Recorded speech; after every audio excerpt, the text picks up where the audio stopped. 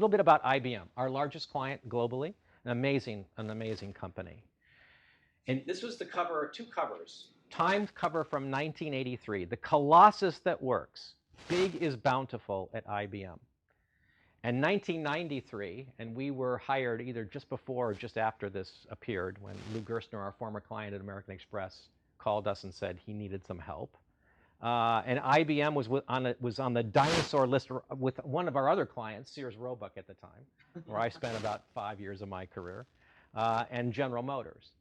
And I'd say IBM and General Motors are still, you know, thriving. I'm not so sure Eddie Lampert and Sears Roebuck, but the fact is, you know, amazing realities. But in the IBM case, 10 years later, and what was everybody saying in 1993 about IBM? Break it up and sell it for parts. Irrelevant. Completely irrelevant company in the PC era, right?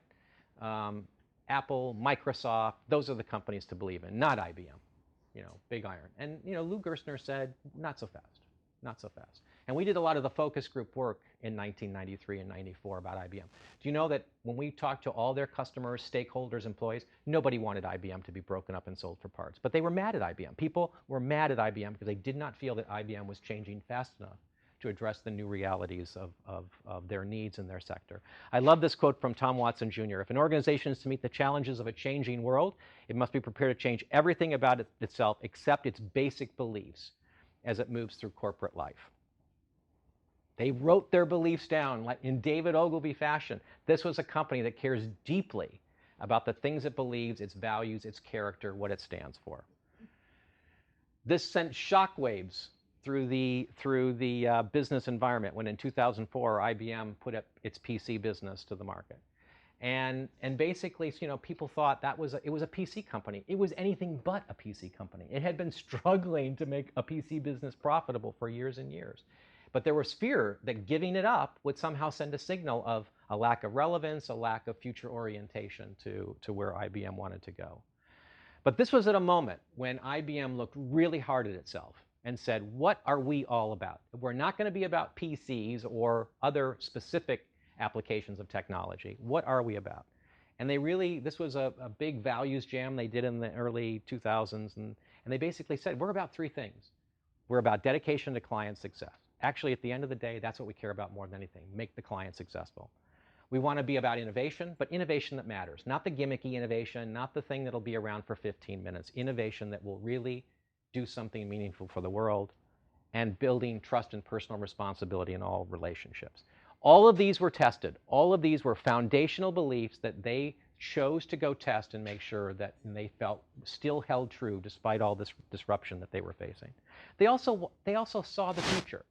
They saw where the world was going. They saw in terms of unit sales where PCs were going to be in decline, and where this thing I heard several people talk about it, this Internet of Things, this new reality of how data embedded in sensors that actually define how things actually work day in and day out was going to be exponentially a huge, huge thing. And then something really interesting happened. This had nothing to do with technology. 2008, height of the financial crisis. The world's coming to an end. What are we going to do? Sam Palmisano, the CEO at the time, goes to the Council of Foreign Relations and basically says, pull up your socks, world. Right? There is great opportunity. And he gave an amazing speech about the opportunity in the world. And he basically said that opportunity will only work if we get out of our lanes, if we start to collaborate and work in a partnership way, and if we help make the world be smarter. Because he articulated at the end of the day what IBM was all about was making the world work better. And the world needed to work better. Talked about things like 22 million dispensing errors resulting from handwritten prescriptions. A carrot can travel 600 unnecessary miles to reach your dinner table. 67% of energy is lost moving on the grid.